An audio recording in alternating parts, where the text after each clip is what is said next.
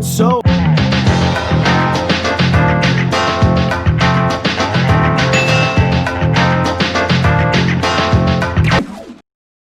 alright, episode 3 of WandaVision is out, and with that, supposedly comes another review video. Did we think this was gonna happen?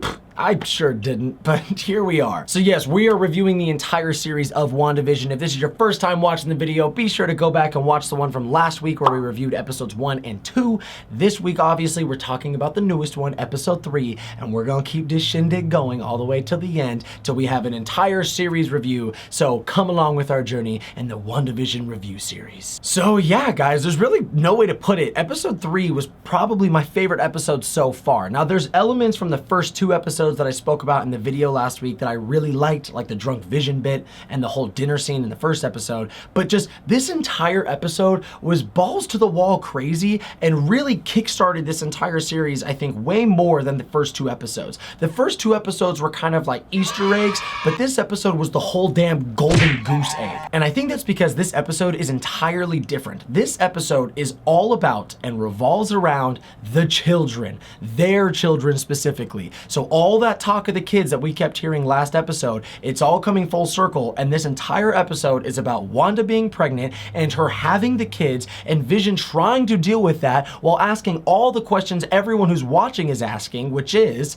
what the fuck is going on? And I think that that's why I liked this episode so much more, is this episode dealt with more of the trippiness. It dealt with more of what was actually going on, as opposed to like, hey, we're a sitcom in the 50s and 60s and here's a little side story built around us paying homage to all that. This is the first episode where I feel like the WandaVision story really started to kick off. Whatever's going on, this is the first real meat bite of that sandwich, you know what I mean? So starting it off, Wanda's already like 4 months pregnant, and that's insane as it is, and Vision is already tripping out over that and trying to ask the doctor all these questions, and nobody seems to be surprised by that except for Vision. So again, he is like the character that we're supposed to be relating to the most in this series. He is the one who doesn't really understand what's going on like we don't, and he's starting to become a little bit more aware, a little bit more suspicious of everything, and we can tell that Wanda doesn't like that, because as the episode goes on and they're talking about the pregnancy and the kids and all that a little bit more and having their fun quippy moments, there is this incredibly well done moment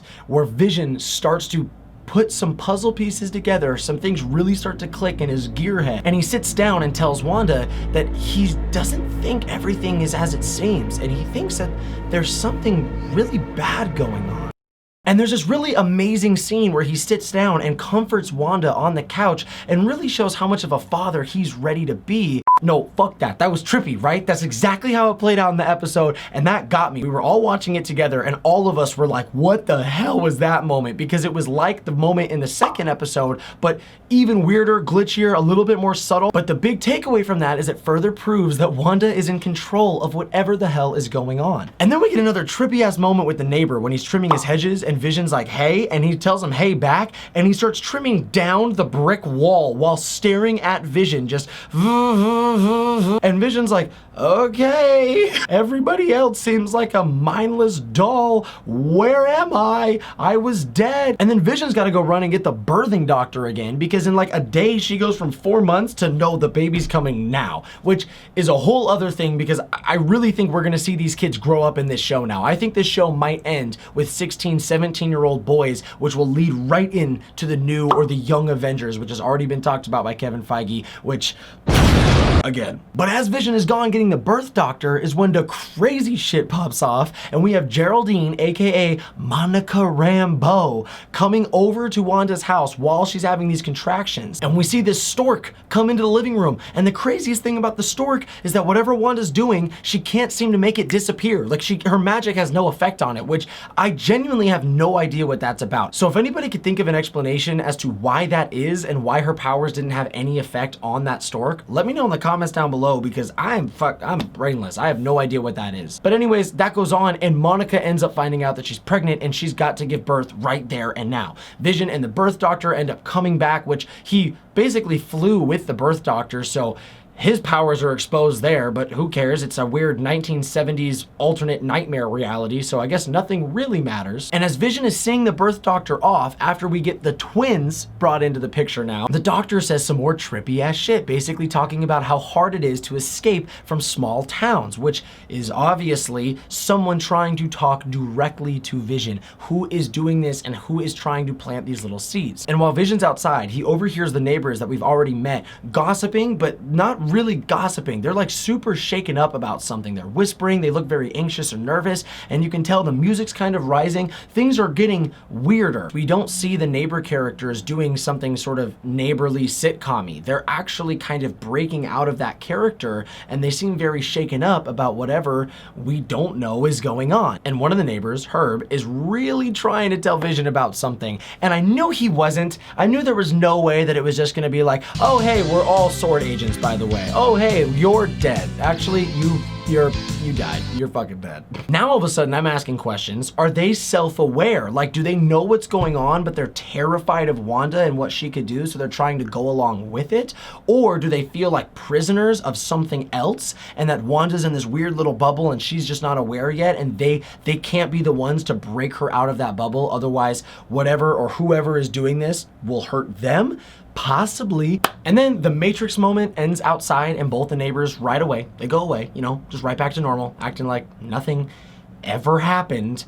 And Vision goes back inside, where Monica Rambeau no longer is. So let's talk about that whole moment, because while they're inside and Vision's outside, there is probably the biggest what the fuck moment of the entire show. We hear Wanda's accent snap back in, and we hear her name drop Pietro for the very first time since Age of Ultron, which is crazy that I just realized that, and then I looked it up and it's true. We have not heard his name or even a mention of him since he died in Age of Ultron, and then Hawkeye like named his son's middle name after him. But isn't that crazy? Like, Scarlet Witch's brother has not been named since the second Avengers movie. And we hear her accent come back a little bit, and she starts singing like some Sokovian lullaby. And all of a sudden, we see some warping going on, and Monica Rambeau either breaks out of character like she shouldn't have, or if she was under a spell, the spell was broken, and she looks right at Wanda and goes, Pietro, he was killed by Ultron, wasn't he? And it's like, oh shit, that's the first time we've had Ultron name dropped in a minute too, and I love that movie. Come on, people, let's give the credit where it's due. And Wanda's like, what did you say? No, seriously, what'd you say? What the fuck did you say, Kyle? And if I'm being honest, I thought she was just gonna straight up murder her. I thought she was gonna like mangle her, or like Thanos snap her entire existence away. I didn't know what was gonna happen. But Vision comes back inside and she's just gone. And we've got the two twins in the crib, and Wanda's standing there like she just committed some sort of felony. And so Vision's like, where's Geraldine? She was just here. Wanda, what's up? And Wanda's like, she had to go home. Which again, doesn't paint Wanda in the best light for the whole series. Like, maybe she is kind of the villain of her own show here. And we see the real Westview finally, because like we all know something's going on, but we see Monica Rambeau flying out of the reality, seeing this broken down old town sign and this whole government facility, and then cue what we know is gonna eventually happen. All the government vehicles show up, the helicopter shows up. Is it SWORD? Is it what could be left of SHIELD? Is it Hydra? Who is actually the organization behind it? Is it just the FBI or the CIA? Who is it?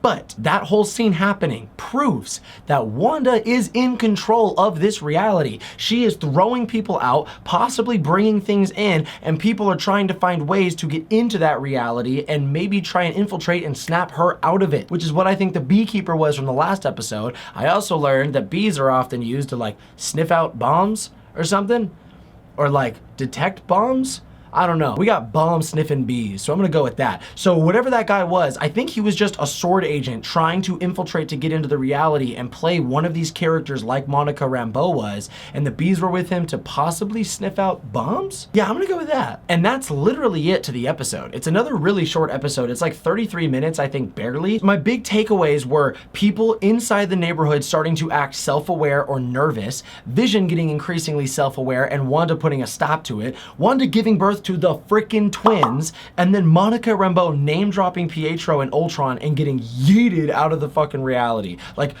it was just absolute mayhem. This was, to me, the best episode so far. I'm super excited for episode 4 and just for the speculation to increase even further, because like I said, I think that Wicked and Speed are gonna grow up really fast in this series, and then it's gonna lead directly into the Young Avengers movie. So yeah, guys, let me know what you thought in the comments down below. Let me know what your theories or speculation are, if you hated it, if you loved it, all that stuff down below. Let me know, and you can look forward to the episode 4 review next week as well, as soon as that comes out. And without further ado, guys, that'll be it for me. I will see you very soon.